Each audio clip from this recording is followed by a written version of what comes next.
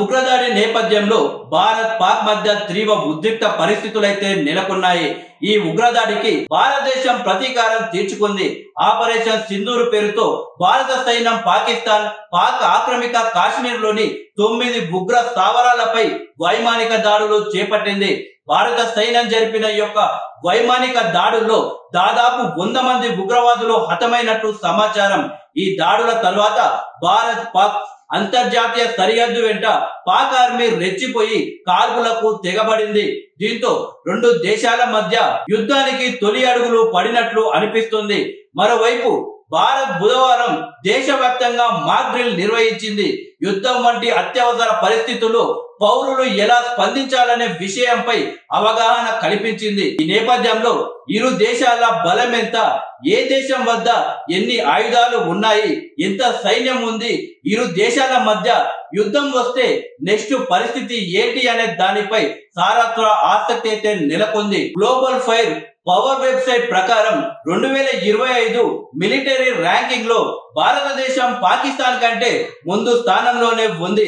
అంతర్జాతీయ సైనిక శక్తికి సంబంధించి 145 దేశాల జాబితాలో భారత్ 4వ స్థానంలో ఉంటే పాకిస్తాన్ ఏమో 12వ స్థానంలో ఉంది. ఇక భారత్ వద్ద దాదాపు 22 లక్షలకు పైగా సైన్యం ఉన్నట్లు గ్లోబల్ ఫైర్ పవర్ పేర్కొంది. అలాగే 4201 యుద్ధ ట్యాంకులు, దాదాపు 150,000 armoured vehicles, 100 self propelled artillery, అలాగే 3975 టోంట్ ఆర్టిలరీ ఉన్నాయి. దీంతో పాటు మల్టీ బారెల్ రాకెట్ ఆర్టిలరీ 264 ఉన్నాయి. ఇక భారత వాయుసేన వద్ద 3,10,000 మంది బలగమైతే ఉంది.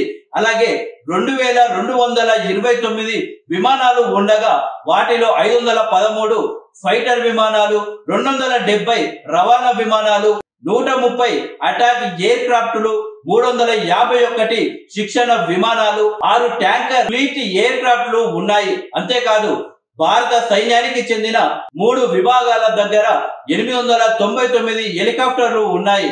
వాటిలో 80 అటాక్ హెలికాప్టర్లు ఉన్నాయి. మరోవైపు భారత నౌకాదళం దగ్గర 1,42,000 మంది టైలర్లు ఉన్నారు. అలాగే 2 విమాన వాహక నౌకలు సహా మొత్తం 293 నౌకలు ఉండగా వాటిలో 13 డిస్ట్రాయర్లు, 14 ఫ్రీగేట్లు, 8 సబ్మెరైన్లు, 18 కర్వేటీలు ఉన్నాయి. భారత ఆర్మీ పరిధిలో 311 ఎయిర్పోర్ట్లు, 56 పోర్టులు ఉన్నాయి.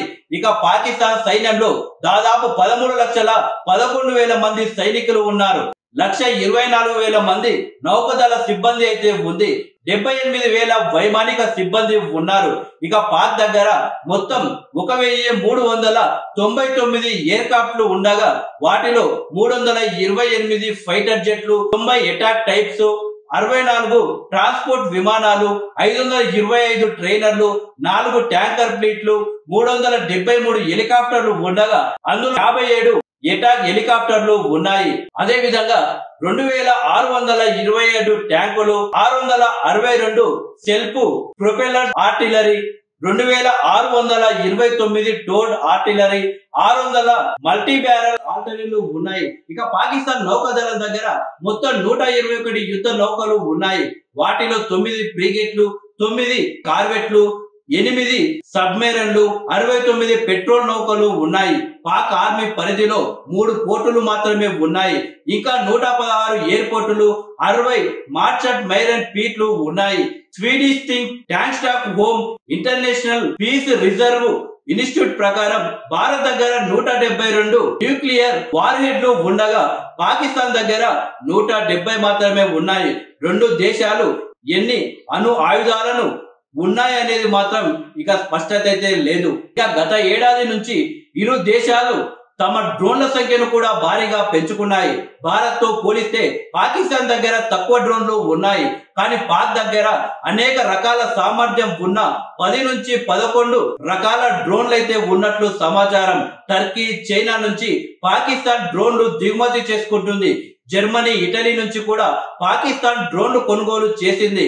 ఇక బరకాపర్ వంటి డ్రోన్లను కూడా పాకిస్తాన్ తయారు చేస్తుంది.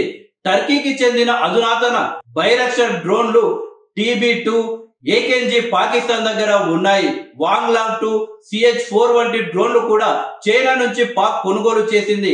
ఇక భారత్ $3.5 మిలియన్ విలువైన ప్రిడేటర్ డ్రోన్లు కొనుగోలు చేయడానికి గత ఏడాది అక్టోబర్లో అమెరికాతో ఒప్పందం అయితే కుదుర్చుకున్న సంగతి తెలిసిందే. ఇక ప్రిడేటర్ డ్రోన్లను ప్రపంచంలో అత్యంత ప్రమాదకర డ్రోన్లుగా భావిస్తుంది.